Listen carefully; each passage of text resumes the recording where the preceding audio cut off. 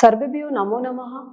मम नाम डॉक्टर संघमित्रा दास, सहायक आचार्य संस्कृत विभाग, ओडिशा राज्य मुक्त विश्वविद्यालय संबलपुर। अद्य अहम आभासी माध्यमेन समास प्रकरण विषये संक्षिप्ततया आलोचना कुर्मः। मम विषयः अस्ति समास प्रकरण। प्रथमतया अहम जानामि समासस्य परिचयः तथा तस्य उत्पत्तिः। समास ज्ञानं विना समस्त संस्कृत वाङ्मय ज्ञानं भवितुम् एवं अर्हति। संस्कृत भाषायाः समासस्य प्रयोग शास्त्रेषु, वाक्येषु, काव्येषु सर्वत्र दृश्यते। संस्कृत भाषायाः सम्यक् अवगमनार्थं समासस्य अत्यावश्यकं भवति। अद्य अहं समासः नाम किं? समासनम् इति समासः अर्थात् अनेकस्य पदस्य एकपदीकरणं भवति इति समासः। अत्रैव पदम् इति किं? व्याकरणभाषायाः कथितं सुप्त्यन्तं पदम्। अनेकस्य पदस्य इत्यस्य को अर्थः? अनेकस्य पदस्य इत्यर्थः द्वे पदे भवतः अथवा बहूनि पदानि भवन्ति यदा मेलनेन अन्ते तु एकमेव पदं निष्पन्नं भवति तत् समासः इति कथ्यते। बहूनां पदानां मेलनेन एकं पदं यदा निर्मीयते सः समासः इति उच्यते। यथा उदाहरणं दृश्यामः। सीतायाः पतिः सीतापतिः। सीतायाः अत्रैव षष्ठी विभक्ति एकवचने सीतायाः इति रूपं निष्पन्नं भवति। उत्तरपद पतिः। पतिः इति प्रातिपदिकार्थ प्रथमा विभक्ति। सीतायाः पतिः यदा मेलनेन सीतापतिः इति पदं निष्पन्नं भवति, एतद् भवति समासः। सीतापतिः अत्रैव सीतापतिः लौकिक विग्रह, सीता वै पतिषु अलौकिक विग्रह। अत्रैव कः लौकिक विग्रह? यत् लोके प्रचलति सः भवति लौकिक विग्रह। यत् समास व्याकरणस्य ज्ञानाय निमित्तं यत् ज्ञातुं शक्नोति तद् भवति अलौकिक विग्रह।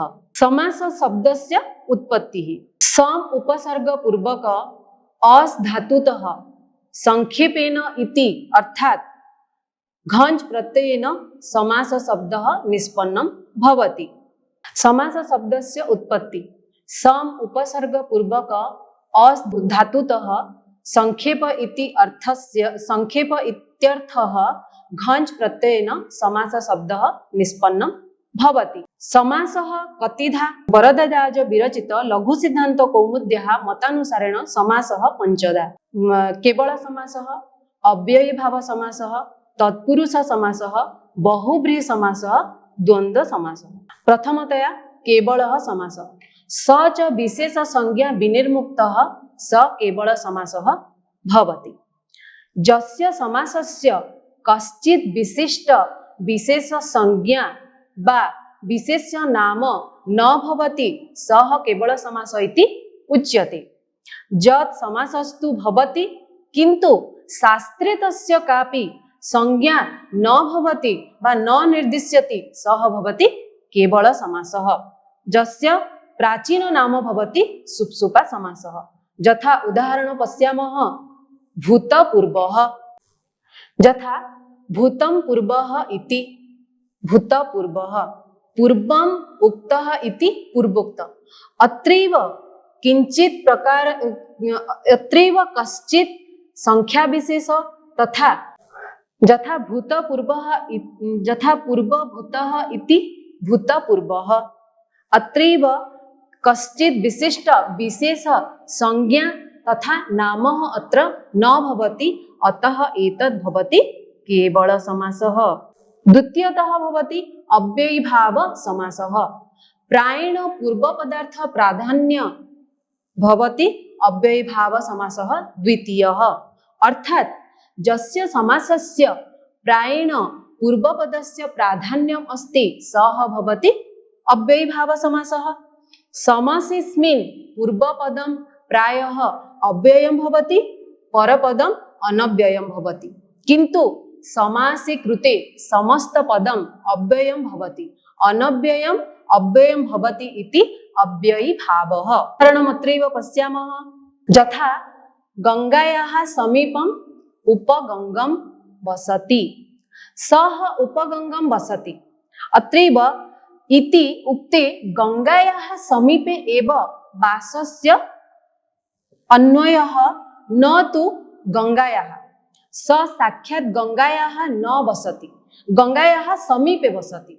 अतः समीप रूप अर्थ पूर्व उपशब्दस्य अर्थः भवति। उप इति पूर्वपदस्य अर्थ सामीप्यम् इति क्रियया अन्वयः भवति।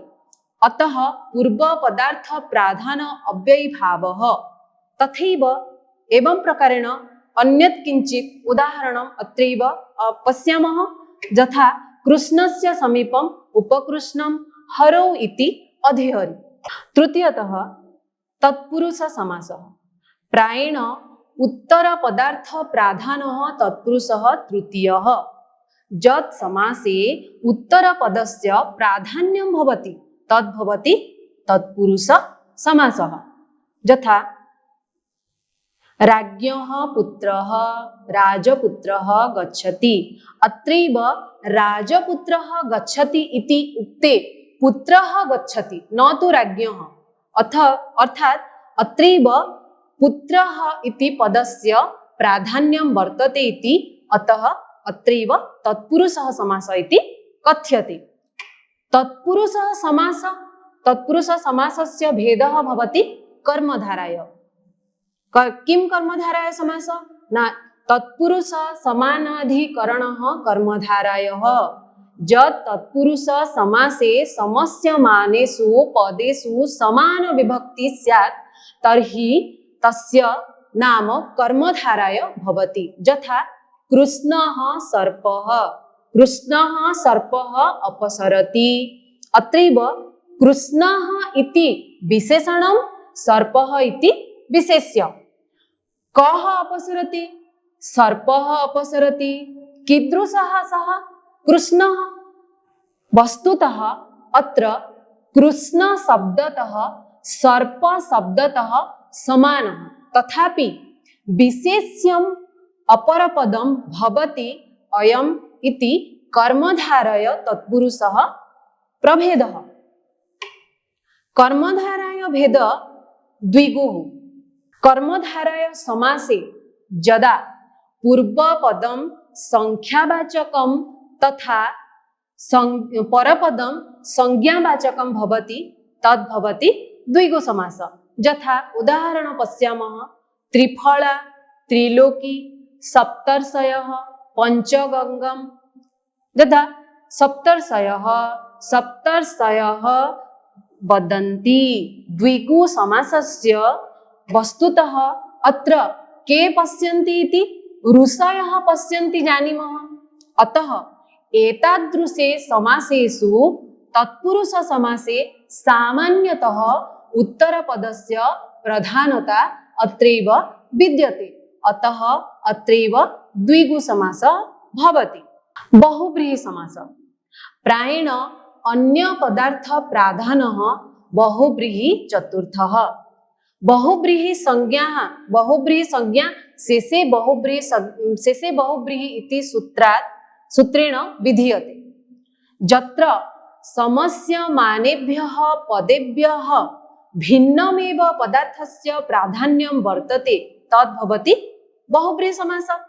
यथा पीतम् अम्बरं यस्य सः पीताम्बरः।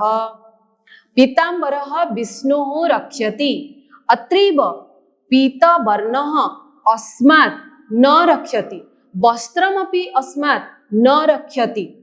उभयोः अन्वयः नास्ति क्रियायाम्। पीतम् अम्बरम् इति पदद्वयात् अन्य विष्णुः अत्रैव रक्ष्यति। अतः अन्य पदार्थ प्राधानः बहुव्रीहि इति इत्यर्थे अत्रैव विष्णु इति पदस्य प्राधान्यं वर्तते यत् अत्रैव बहुव्रीहि समासः इति कथ्यते। यत्र समासे विद्यमानाभ्यां पदाभ्यां भिन्नः कश्चित् यथार्थः प्रधान भवति तद् भवति बहुव्रीहि समास। पंचमतया द्वंद्व समास। प्रायेण उभय पदार्थ प्राधान्य भवति द्वंद्वः पंचम। यत् समासे पूर्वपदं तथा उत्तरपदं द्वयोः प्राधान्यं वर्तते तद् भवति द्वंद्व समास। च इत्यस्य अर्थे चार्थे द्वंद्वः इति सूत्रेण द्वंद्व समासः इति विधीयते। यस्य समासस्य उभयोः पदयोः प्राधान्यं स्यात् तद् भवति द्वंद्व समासः। यथा उदाहरणं पश्यामः।